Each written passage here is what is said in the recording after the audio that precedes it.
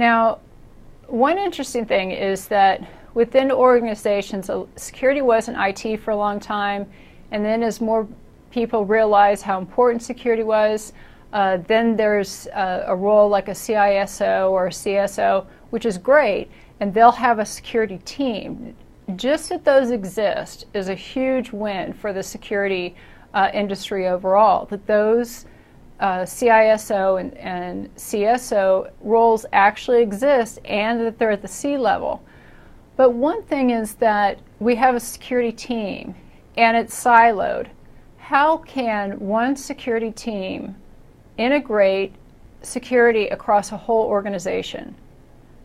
They can't, because it's not just technical. Now, if all you needed was people to run the firewalls and people to look at the IDS alerts or somebody to do event management, that's one thing.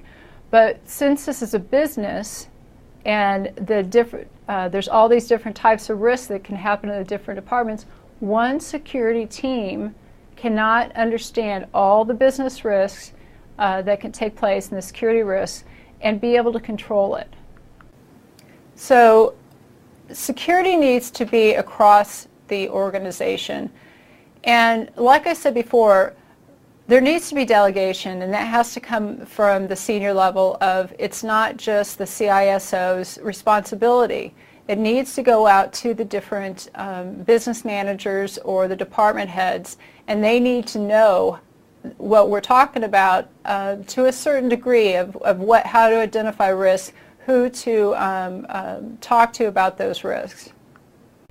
So on one hand, it's great that we've actually moved security from IT. We've come up with these different roles, and a lot of companies actually have security teams.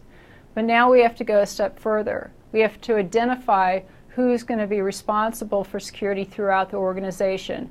And different organizations have the different names for them: business unit, process owner, but it has to go across the organization itself. Otherwise, you really can't have holistic security.